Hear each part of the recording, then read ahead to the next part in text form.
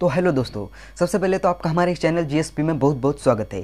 तो आज की इस वीडियो में केमिस्ट्री का फर्स्ट टॉपिक आपके साथ डिस्कस करने वाले हैं, जो कि है सॉलिड स्टेट। तो सॉलिड स्टेट को आप पूरा डिटेल में पढ़ोगे आज की इस वीडियो में। तो शुरू करते हैं आज का वीडियो। तो वीडियो शुरू करने से पहले आपसे एक छोटी सी रिक्वेस्ट है कि वीडियो आप लास्ट तक ज़रूर देखना, क्योंकि ये वीडियो इंपॉर्टेंट के साथ साथ बहुत ही इंटरेस्टिंग होने वाला है। तो शुरू कर रहे हैं। तो देखो, सॉलिड स्टेट, आपको पता है किसी भी मैटर के 3 स्टेट होते हैं, सॉलिड, लिक्विड, गैसेस। तो लिक्विड और गैसेस के बारे में आप 11th में पढ़ चुके हो, पता नहीं पढ़ चुके हो या नहीं पढ़ चुके हो। तो आपको इस चैप्टर में सिर्फ सॉलिड के बारे में पढ़ना है।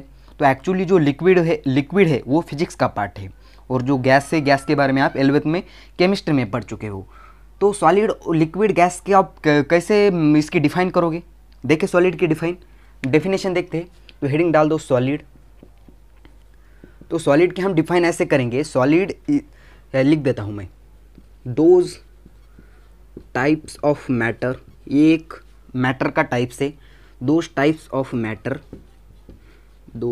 ऑफ मैटर इन विच, इसमें जो कंस्टिट्यूएंट पार्टिकल होते हैं। कंस्टिट्यूएंट पार्टिकल का मतलब क्या होता है? जो ये सॉलिड जिस चीज़ से बना है वो पार्टिकल। तो यहाँ मैं लिख रहा हूँ, सीपी लिख देता हूँ मैं, तो इस बार लिख देता हूँ कंस्टिट्यूएंट पार्टिकल। वो कंस्टिट्यूएंट पार्टिकल कैसे होते हैं? Are bonded strong force of attraction, strong force of attraction. यानी कि जो सॉलिड के जो कंस्टिट्यूएंट पार्टिकल होते हैं, यानी कि ये सॉलिड जिस चीज़ से बना है वो पार्टिकल ऐसे पास में होते हैं, करीब होते हैं। और लिक्विड के थोड़े पास होते हैं, और गैस के तो पता है, पूछो ही मत, बहुत ही दूर होते हैं, इसीलिए उसे गैस बोलते हैं। अब देखते हैं, वो मैं बता देता हूँ सॉलिड, लिक्विड, गैस कैसे होते हैं। अब देखो, ये सॉलिड है, यह लिक्विड है। कंस्टिट्यूएंट पार्टिकल का मतलब समझ रहे हो? वो सॉलिड जिस चीज़ से बना है उसे बोलते हैं कंस्टिट्यूएंट पार्टिकल।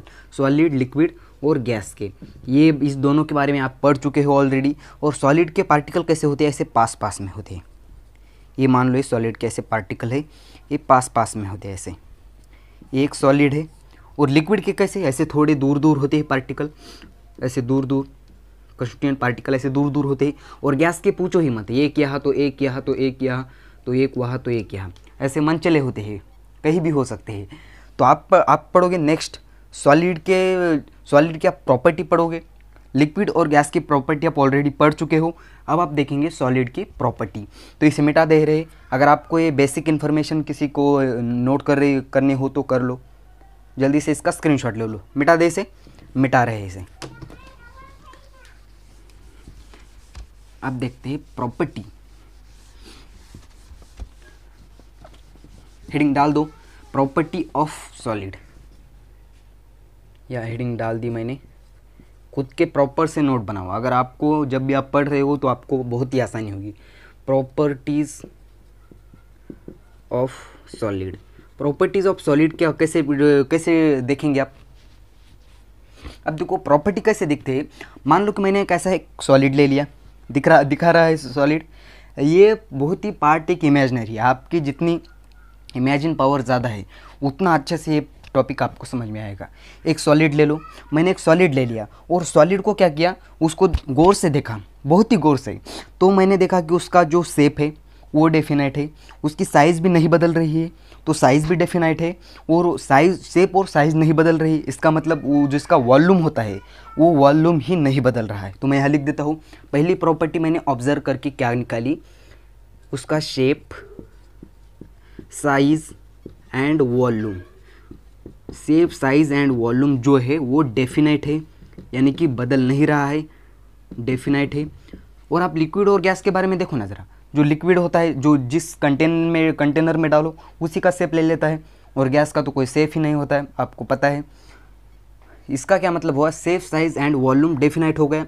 और मैंने क्या किया, उस सॉलिड को ऐसे कंप्रेस करने की कोशिश की, उस सॉलिड को मैंने ऐसे कंप्रेस करने की कोशिश की, मगर वो सॉलिड कंप्रेस ही नहीं हो रहा था। तो फिर मैंने एक स्टेटमेंट लिखा। क्या लिखा? देखो, उसकी जो कंप्रेस नहीं हो रहा था, मैंने लिखा कॉम्प्रेसिबिलिटी उसकी लो है। अच्छा हुआ, एक स्टेटमेंट बन गया। और बाद में मैंने क्या किया, उस सॉलिड को ऐसे खींचने की कोशिश की, ऐसे फ्लेक्सिबल होता है या नहीं वो देखा मैंने। तो सॉलिड है वो भाई, स्ट्रांग था, ऐसे फ्लेक्सिबल भी नहीं हो रहा था। तो फिर से मैंने एक स्टेटमेंट लिया, ऐसे फ्लेक्सिबिलिटी, उसकी फ्लेक्सिबिलिटी जो है वो भी लो है। कॉम्प्रेस करके देखा, ऐसे खींच के देखा, फ्लेक्सिबिलिटी लो है। अब क्या किया मैंने, ऐसे गैस की तरह ऐसे उसको रख दिया, देखा कि वो ऐसे डिफ्यूज़ हो रहा है या नहीं।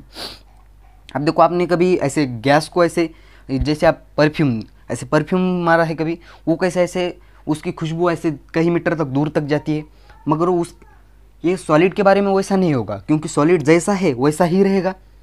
तो उसको मैंने क्या लिया, उसकी जो डिफ्यूज़ होने की पावर है, डिफ्यूज़ का मतलब समझ रहे हो, ऐसे उसकी गन दूर तक कहीं जा रही हो, तो उसकी डिफ्यूजन पावर भी यहाँ लो है। मैं यहाँ दूसरा स्टेटमेंट लिख रहा हूँ, या डिफ्यूजन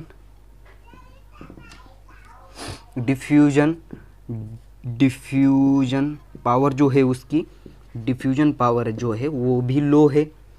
और क्या स्टेटमेंट लिखा, अब और क्या लिखेंगे, ये तो डिफ्यूजन की बात हो गई, उसकी कॉम्प्रेसिबिलिटी हो गई, फ्लेक्सिबिलिटी भी हो गई। अब क्या किया मैंने उसको ऐसे उसको हीट दी और उसको मेल्ट करने की कोशिश की। तो वो सॉलिड है भाई, उसके बॉन्ड तो ऐसे स्ट्रांग होंगे बीच बीच में आपस में, तो बॉईल होने में और मेल्ट होने में बहुत समय लग रहा था। तो मैं यहाँ लिख देता हूँ ऐसा स्टेटमेंट, उसका जो बॉइलिंग पॉइंट है एंड जो मेल्टिंग पॉइंट है वो भी कैसा है, वेरी हाई है, यानी कि आसानी से ये बॉईल या मेल्ट नहीं हो रहे। तो उसी को ध्यान में लेते हुए मैंने लिखा, boiling point and melting point is a very high solid का। और क्या किया मैंने, और उस जो अच्छी खासी मैंने जनरली कुछ सॉलिड ले लिए, उस सॉलिड में से हीट ट्रांसफ़र करने की कोशिश की, हीट या इलेक्ट्रिसिटी। तो कुछ ऐसे जनरली सॉलिड थे, उसमें से हीट एंड इलेक्ट्रिसिटी पास हो रही थी। तो मैंने फिर से एक स्टेटमेंट लिखा, generally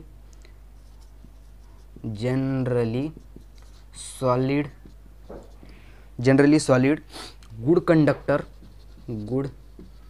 conductor of heat and electricity. ये जो हम थ्योरी बता रहे हैं वो जनरलाइज थ्योरी बता रही है, हर जगह एक्सपेंशन है, हर जगह एक्सपांशन है। कहीं भी देखो तो आप कहीं भी कोई सी भी थ्योरी अपने आप में कंप्लीट नहीं है। तो हमने ये जनरलाइज थ्योरी आपको कुछ प्रॉपर्टी उसके बता दी है।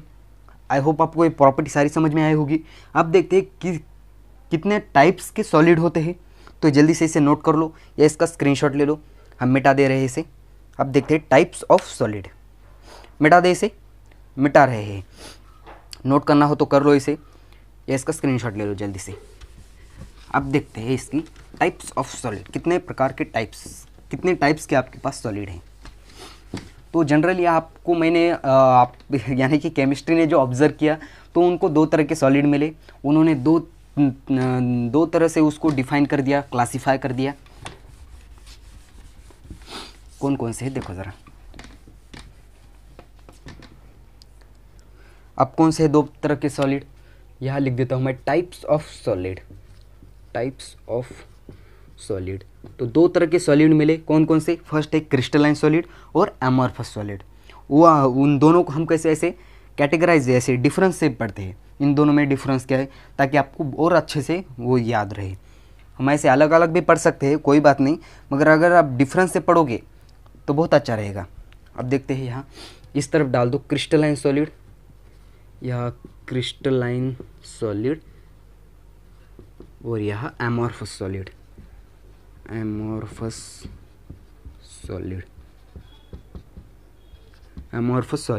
तो ऐसे बॉक्स बनाना हो तो बॉक्स बना लो ऐसे बीच में, और इसकी प्रॉपर्टी हम डिफाइन करेंगे कि कितने टाइप्स के, दो तरह के, आपको ये तो पता चल गया है कि दो तरह के सॉलिड है।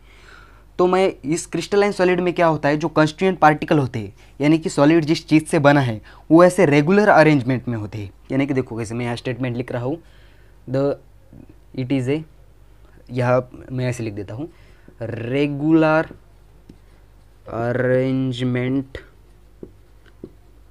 ऑफ सीपी का मतलब जान रहे हो, constituent particle are long range long range के लिए कंस्टिट्यूएंट पार्टिकल है इसमें।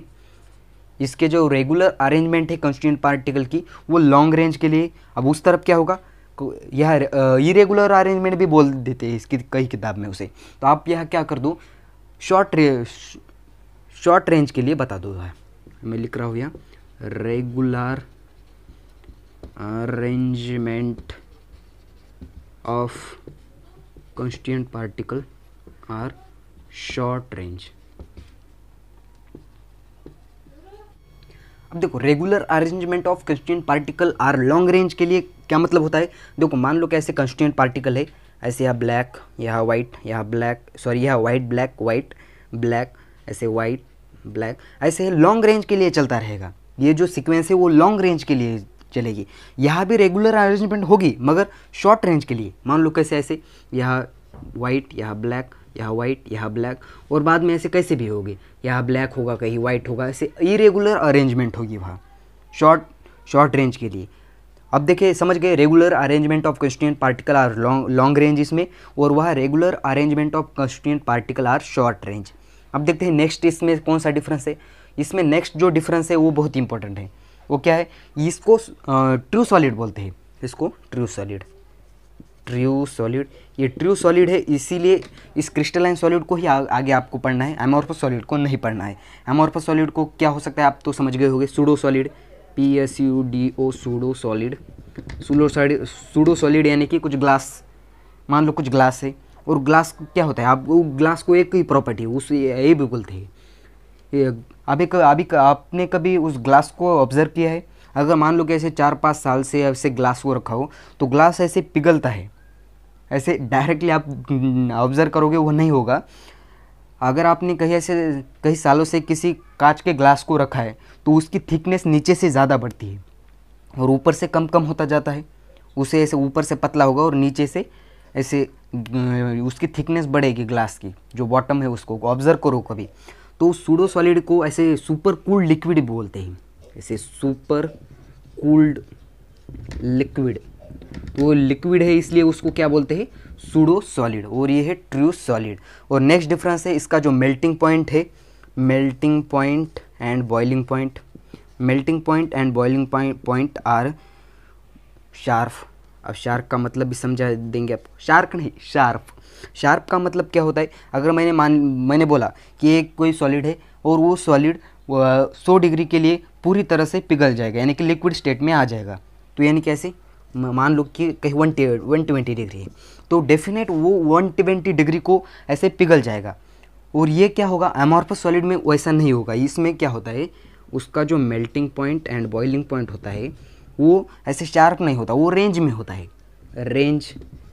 रेंज में कैसे, अगर मान लो जैसे एक चेयर ले ली और उस चेयर को अगर आपने हीट दी तो ऐसे डेफिनेट कई शार्प को ऐसे 120 डिग्री 100 डिग्री पे वो पूरी तरह से नहीं पिघलेगा, पूरी तरह से लिक्विड स्टेट में नहीं आएगा। पहले वो ऐसा पिघल जाएगा, बाद में थोड़ा थोड़ा धीरे धीरे होके वो ऐसे पिघलने लगेगा और कहीं जाके 200 डिग्री पे पूरी तरह से लिक्विड स्टेट में आ जाएगा। यानी कि वो कैसा टेम्परेचर, बॉइलिंग पॉइंट उसका कैसा है, रेंज में है। यानी कि जैसे कि ऐसे 100 डिग्री और ऐसे 200 डिग्री के बीच में, 100 और 200 डिग्री के उस मैटर पे डिपेंड रहेगा, उस सॉलिड पे डिपेंड रहेगा वो कब ऐसे पिघलेगा, यानी कि ऐसे रेंज में होता है वो। और दूसरा जो डिफरेंस है बहुत बड़ा, अब यह बहुत लोग ऐसे कंफ्यूज हो जाते हैं क्या, यह देखो it is a anisotropic in nature. ये कौन, इसका कैसा नेचर है, अनआइसोट्रॉपिक इन नेचर। ये क्या दिखाई दे रहा है यार, अनआइसोट्रॉपिक इन नेचर।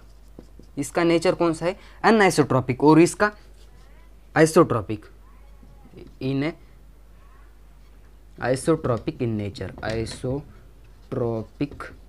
नेचर। समझा देंगे आइसोट्रॉपिक क्या होता है, अनआइसोट्रॉपिक क्या होता है।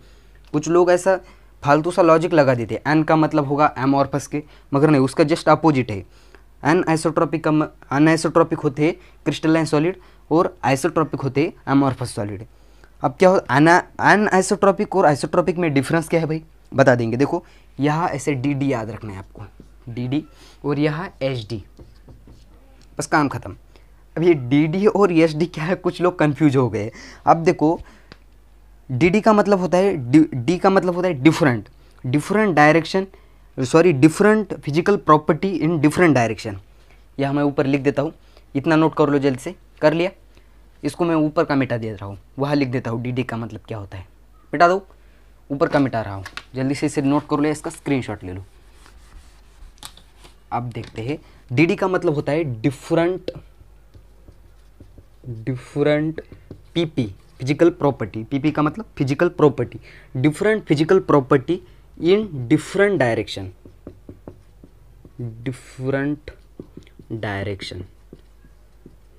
समझ गए? Different physical property in different direction. और इसका क्या मतलब होता है एस डी का? Same physical property in different direction. समझ गए क्या होता है? यानी कि डिफरेंट होगी इसकी फिजिकल प्रॉपर्टी, डिफरेंट डायरेक्शन में जाओगे, मगर इसकी सेम प्रॉपर्टी होगी अगर आप डिफरेंट डायरेक्शन में जाओगे तो भी। तो ये एक आसान तरीका है डी और एच डी इस एनाइसोट्रॉपिक और आइसोट्रॉपिक को याद रखने की। तो अब आपको ये इसी वाले को पढ़ना है आगे, क्रिस्टलाइन सॉलिड को। तो उसके टाइप्स देखते हैं, कुछ उसके भी टाइप्स है, तो जल्दी से इसे नोट कर लो या इसका स्क्रीनशॉट ले लो, हम आगे देखते हैं। लिख लिया? मिटा रहे इसे। अब देखते हैं उसके टाइप्स आगे वाले। अब देखते हैं क्रिस्टलाइन सॉलिड की कितने टाइप्स है। मिटा दे इसे, मिटा रहे हैं जल्दी से। इसके पॉज करके नोट कर लो, स्टॉप करना वीडियो और नोट करना इसे।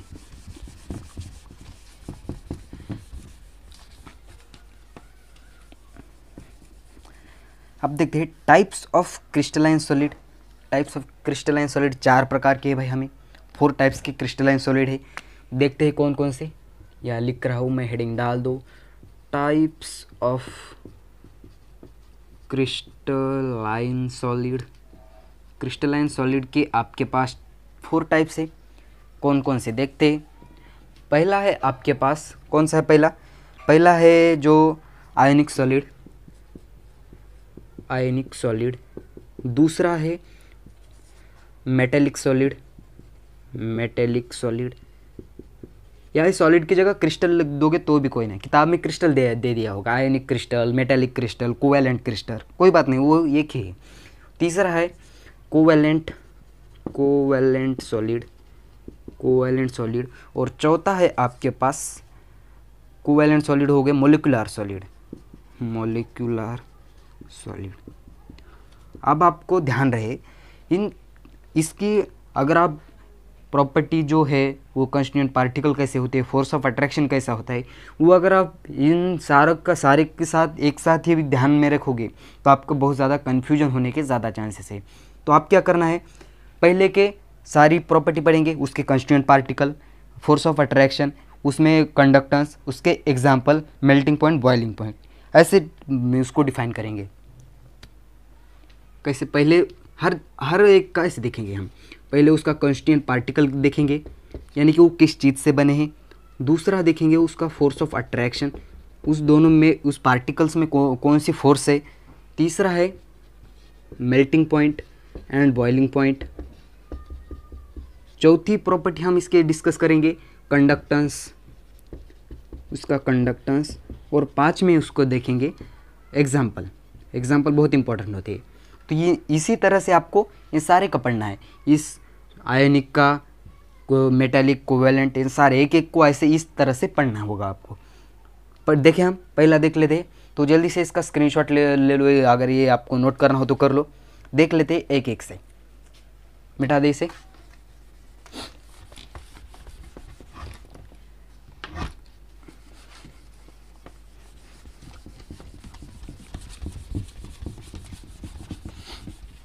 पहला कौन सा था आपके पास, जो है आयोनिक सॉलिड।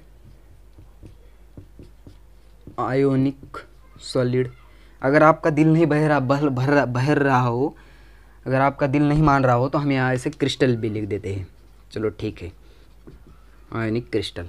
तो आयनिक क्रिस्टल के सबसे पहले आप कंस्टिट्यूएंट पार्टिकल देखोगे, उसमें वो आयनिक क्रिस्टल किस चीज़ से बना है। दूसरा देखेंगे उसमें कौन सा फोर्स ऑफ अट्रैक्शन है। तीसरा है आपके पास melting point and boiling point, ये पढ़ोगे। चौथा है आपके पास कंडक्टेंस पढ़ोगे। और जो पांचवा है वो है एग्जाम्पल पढ़ेंगे। इसी तरह से पढ़ोगे तो आपको बहुत आसान जाएगा। तो ये आयोनिक क्रिस्टल है, इसका मतलब ये सिंपल सा है, किस चीज़ से बने होगी वो, आयन से। तो यहाँ लिख देता हूँ मैं आयंस। आयंस कौन कौन से होते हैं आपको ये तो बात बताने की ज़रूरत नहीं है। कैटायन एनायन यार, कैटायंस एंड एनायंस इसी से बने होंगे वो, कैटायन एनायन से। अब ये मत पूछना कि अब कैटायन एनायंस क्या होता है। तो कैटायन पे जिस चीज़ पे पॉजिटिव चार्ज होता है वो कैटायन, और जिस पे नेगेटिव होता है वो होता है एनायंस। समझ गए, कैटायन एनायन। तो कांस्टीट्यूएंट पार्टिकल यानी कि ये किस चीज़ से बने हैं, तो कैटायन एनायन से बने हैं, इसी को बोलते हैं आयंस। अब देखते हैं इसमें इन कैटायंस एंड और आयंस में कौन सा फोर्स है जो इन दोनों को एक साथ ऐसे पकड़ के रख रहा है। वो फोर्स है, फोर्स ऑफ अट्रैक्शन कौन सा है, वो इलेक्ट्रोस्टैटिक फोर्स ऑफ अट्रैक्शन, जिसे आप आयोनिक बॉन्ड बोलते हो। आयोनिक बॉन्ड होता है ना, वो कैटायन और आयनायन के बीच में कौन सा बॉन्ड होता है, आयोनिक बॉन्ड। तो उसे आप आयोनिक बॉन्ड बोलते हो, मगर वो फोर्स होती है इलेक्ट्रोस्टैटिक फोर्स। और इसका मेल्टिंग पॉइंट और बॉइलिंग पॉइंट क्या होता है। अब देखो आपने कहीं आयन ले लिए, तो आयन को आपने हीट दे दी, तो आयन को तोड़ने में बहुत ज़्यादा हीट खर्च होगी, तो हीट वो आसानी से नहीं टूटेगी, यानी कि इसका मेल्टिंग पॉइंट और बॉइलिंग पॉइंट है वो होगा हाई। इसका मेल्टिंग पॉइंट और बॉइलिंग पॉइंट होगा हाई। अब देखते हैं इसका कंडक्टेंस यानी कि कैसा होता है। देखो इसका कंडक्टेंस जो है ये कैटायन और एनायन में यानी कि पॉजिटिव और निगेटिव आयन में कब टूटेगी, जबकि वो मोल्टन स्टेट में हो, मोल्टन स्टेट। तो ये होगा इसका कंडक्टेंस। अब देखते हैं इसके एग्जाम्पल, ऐसे कोई भी एग्जाम्पल देख लो, जैसे कि NaBr। लॉजिक है इसमें, Na पे पॉजिटिव चार्ज होता है, Br पे निगेटिव चार्ज, NaBr। जैसे कि NaCl, CaF2, ऐसे कि KCl। तुम ही गेस लगा लो, Na पे positive negative, positive negative, positive negative, तो इसीलिए तो इसे आयनिक क्रिस्टल बोल देते हैं। समझ गए। मोल्टन स्टेट में इसका कंडक्टेंस है, मेल्टिंग पॉइंट और बॉइलिंग पॉइंट इसका हाई है, और इसका जो फोर्स ऑफ अट्रैक्शन होता है वो इलेक्ट्रोस्टैटिक फोर्स ऑफ अट्रैक्शन होता है, जो कि इसे जिसको कि आप आयनिक बॉन्ड बोलते हो। और उसका जो कांस्टीट्यूएंट पार्टिकल है यानी कि वो जिस चीज़ से बने हैं वो होता है कैटायन और एनायन। तो इसको जल्दी से नोट कर लो। हम ऐसे ही आयनिक हो गया, वैसे ही मेटेलिक का देख लेते हैं, वैसे ही कोवेलेंट का, और वैसे ही मॉलिक्यूल का।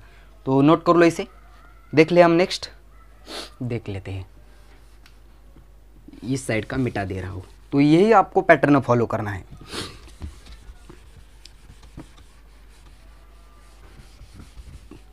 तो देख लें अब कौन सा है, मेटेलिक क्रिस्टल। मेटेलिक क्रिस्टल में जो किस चीज़ से बना होगा वो मेटेलिक क्रिस्टल, यानी कि वो मेटेलिक सॉलिड है, वो किस चीज़ से बना होगा, सिंपल सा मेटल एटम से। मेटल एटम से बना है इसलिए तो उसे मेटेलिक क्रिस्टल बोल रहे हैं या सॉलिड बोल रहे हैं।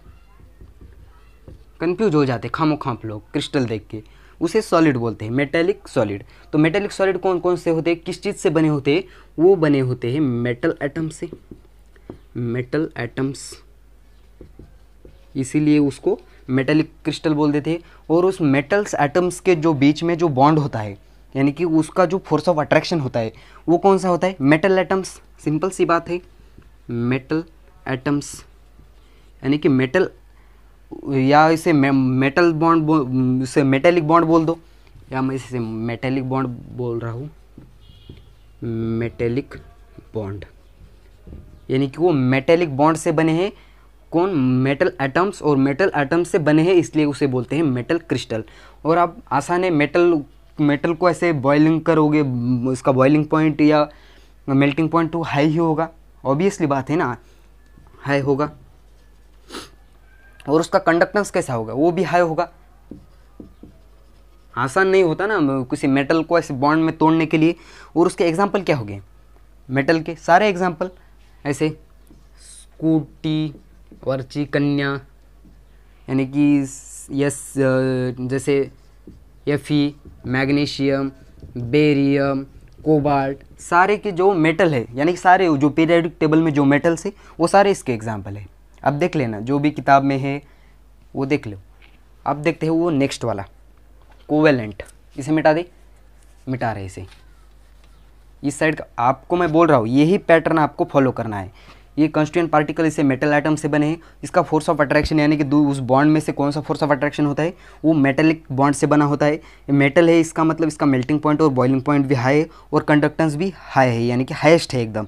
और इसका जो एग्जाम्पल है सारे के सारे metal atoms, magnesium, barium, scandium, titanium सारे हैं। अब देखते हैं नेक्स्ट कोवेलेंट। कोवेलेंट या डाल दो heading covalent crystal. Covalent crystal यानी कि कैसा होगा, इसके किस चीज़ से बना होगा, नॉन मेटल एटम से। नॉन मेटल एटम्स, ये जो कोवेलेंट क्रिस्टल होता है, कोवेलेंट सॉलिड होता है, वो नॉन मेटल एटम से बना होता है। उसमें जो कॉन्स्टिट्यूएंट पार्टिकल होते हैं नॉन मेटल्स होते हैं।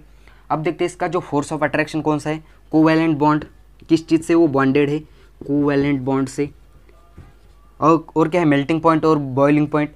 ये मेल्टिंग पॉइंट और बॉइलिंग पॉइंट इसका क्या हो सकता है, देखिए इसका मेल्टिंग पॉइंट और बॉइलिंग पॉइंट भी हाई होता है। और जो कंडक्टेंस होता है ये टूटने में नॉन मेटल्स एटम आसान होते हैं। आपको पता होगा नॉन मेटल्स आसानी से टूटते हैं किसके मुकाबले, मेटल्स के। यहाँ भी एक्सेप्शन है यार, बहुत जगह एक्सेप्शन है। अगर आप कहीं एक दो एग्जांपल को पकड़ के लोगे तो हम यहाँ जनरलाइज थ्योरी बता रहे हैं आपको। तो यहाँ कंडक्टेंस यहाँ लोएस्ट है यानी कि बॉन्ड आसानी से टूट सकते हैं। एग्जांपल कौन से, जैसे कार्बन कार्बन के बॉन्ड है, जैसे सिलिका सिलिका बॉन्ड है, सिलिका सिलिका, जैसे डायमंड है। आप डायमंड को पकड़ लोगे, इसका कंडक्टेंस कैसे लोएस्ट बोल सकते हो। या तो ये मेटल की प्रॉपर्टी में भी नहीं आता। मेटल की प्रॉपर्टी क्या होता है, metals are good conductors of heat and electricity. तो यहाँ से डायमंड से कहाँ से इलेक्ट्रिसिटी पास होगी, तो यहाँ एक्सेप्शन है। यहाँ डायमंड, जैसे कि क्वार्ट्स, समझ गए, कोवेलेंट क्रिस्टल के एग्जांपल। अब देखते हैं मॉलिक्यूलर क्रिस्टल यानी कि मॉलिक्यूलर सॉलिड। मिटा दे इसे। इसका जो कॉन्स्टिट्यूएंट पार्टिकल है वो नॉन मेटल एटम से बने हैं। इसमें जो फोर्स ऑफ अट्रैक्शन है वो कोवेलेंट बॉन्ड है। सारा सिंपल वर्ड्स में ही लिखा है, कोवेलेंट बॉन्ड में से कोवेलेंट बॉन्ड। और मेल्टिंग पॉइंट और बॉइलिंग पॉइंट भी इसका हाई है। और जो कंडक्टेंस है वो लोएस्ट है। और एग्जांपल है carbon carbon, silica silica, diamond, quartz, ETC example है। ऐसे देख लेना आप किताब में, एग्जांपल बहुत मैटर करते हैं। ऐसे आपको 4 एग्जांपल दे दिए जाएगी और बोलेगी कि इनमें से कौन सा कोवेलेंट क्रिस्टल का एग्जांपल है, तब आप कंफ्यूज हो सकते हो। तो एग्जांपल अच्छे खासे देख लेना। मिटा दे इसे, मिटा रहे हैं। देखते हैं लास्ट का एक,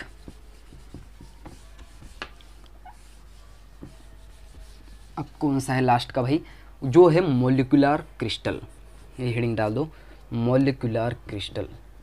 मॉलिक्यूलर क्रिस्टल यानी कि मॉलिक्यूलर सॉलिड।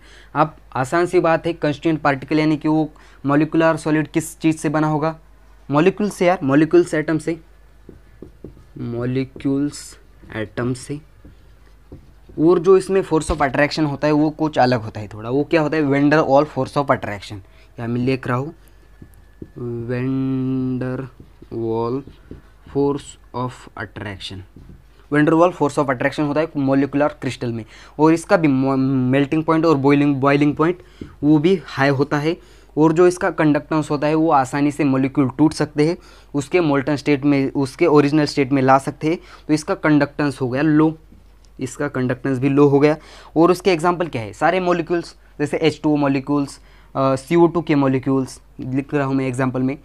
यह CO2 मॉलिक्यूल्स, H2 मॉलिक्यूल्स, जैसे मीथेन गैस CH4, जैसे वाटर H2O, ये सारे इसके एग्जांपल है मॉलिक्यूलर सॉलिड के। और जो भी कुछ एग्जांपल बचे हो आप किताब में देख लेना, एग्जांपल ETC, या ETC लिख रहा हूँ मैं। जैसे कि यानी कि मॉलिक्यूल्स होते हैं इसमें, एग्जैक्टली क्या होते हैं इसमें, मॉलिक्यूल्स होते हैं। तो इसके कंस्टिट्यूएंट पार्टिकल क्या है, molecules atoms, force of attraction van der Waals force, melting point and boiling point high, conductance low. और एग्जांपल CO2, H2, CH2 और H2O। तो ये हो गए उसके टाइप्स। और आगे बात आती है किसकी, जो क्रिस्टल के जो क्रिस्टल है वो बाद में देखेंगे। तो आज की इस वीडियो में इतना ही। तो आई होप ये सारे इस टाइप्स के साथ साथ एग्जाम्पल के साथ साथ ये सारे जो एग्जाम्पल मैंने समझा दिए आपको समझ में आए होंगे, शायद आए ही होंगे। मैंने क्योंकि बहुत ही अच्छे से समझाने की कोशिश की है, तो मैं आपके लिए बहुत ही मेहनत से वीडियो बनाता हूँ। अगर ये वीडियो आपको पसंद आया हो तो इस वीडियो को लाइक कर दीजिए और ऐसे ही इंटरेस्टिंग वीडियो देखने के लिए हमारे चैनल को सब्सक्राइब कर दीजिए, ताकि फिजिक्स और केमिस्ट्री के वीडियो आपको जल्दी से मिले। तो आज का वीडियो यहाँ करते ख़त्म। तब तक के लिए फेरी ऑल द बेस्ट।